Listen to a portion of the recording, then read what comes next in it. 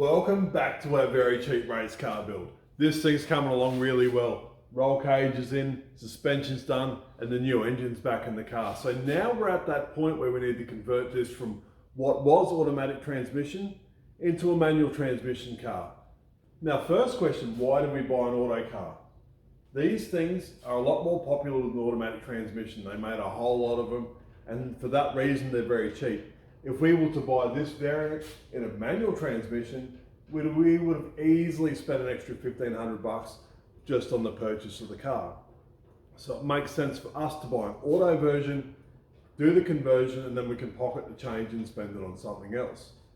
We've done some shopping on Marketplace and we've found basically an entire manual transmission conversion kit for $300. We've got a gearbox, the shifter, the mounts, the clutch fork, the clutch pedal, the whole deal for $300.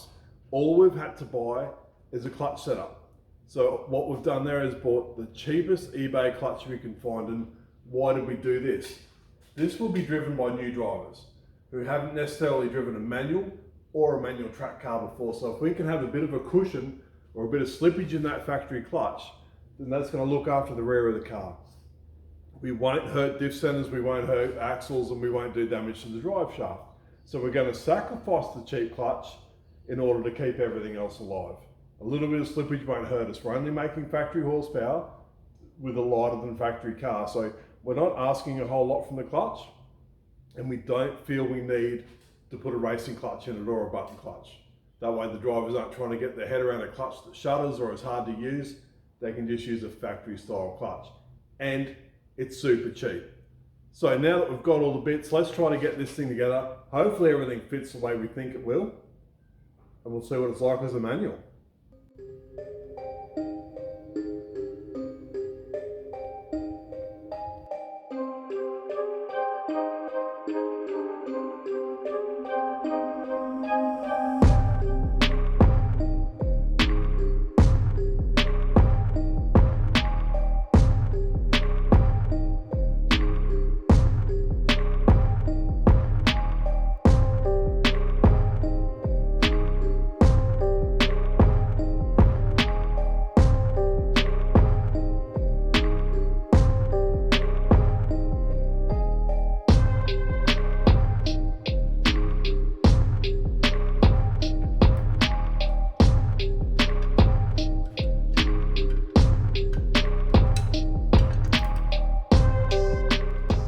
The automatic to manual transmission conversion in these cars is actually quite simple.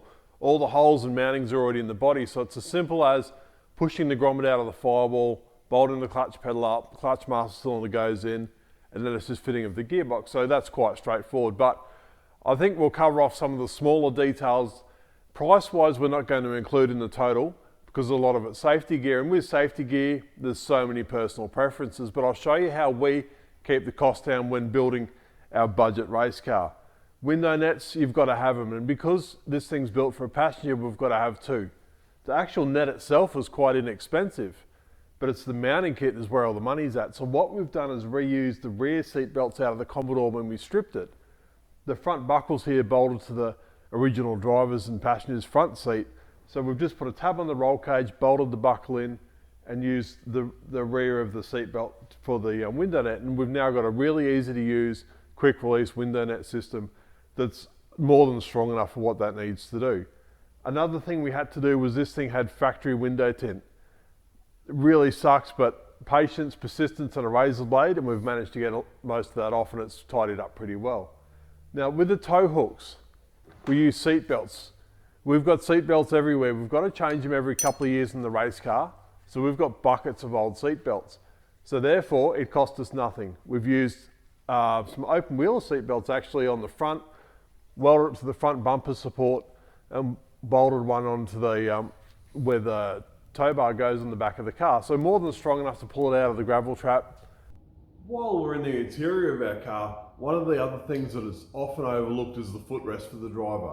Now underneath the factory carpet is this big thing, but if you pay attention to the thickness of it, that's to get the base of your foot up off the floor, so you're actually contacting the pedals with the right part of your foot. You're not trying to use your tippy toes or the middle of your foot, and it just gives you heaps better feedback. You feel a lot more comfortable. So this goes under the carpet, so obviously the carpet's gone, and this is gone. So what we've done is recreated the height, but just in an aluminium tray. Now Noah's got all excited and put some dimples in it, but it's basically just a bit of aluminium out of the scrap bin, bit of angle, couple of pop rivets, and that footrest is sorted. A little bit of anti-slip tape for your heels, but then that gets your feet up to where they need to be, so you contact the pedal with the right part of your foot.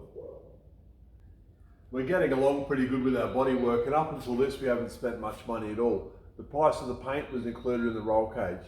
So we've just been cleaning and painting. Painted inside the bonnet, inside the boot lid, you know, the outside of the guards and stuff.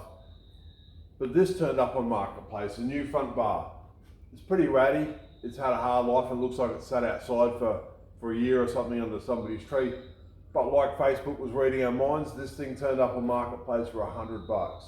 It is an upgrade, it's a 5-glass bar, it's got some cracks in it which we're not going to worry about, but most importantly, it's got brake ducts. So we're going to need them later on in the build, and it will help us out and keep the cost down when we go to upgrade the brake package, knowing that we can put decent brake cooling at the front of the car. We're getting really close to starting this thing up for the first time, so make sure you stay tuned. Subscribe if you haven't subscribed, give the video a thumbs up if you liked it, and I'll see you on the next episode.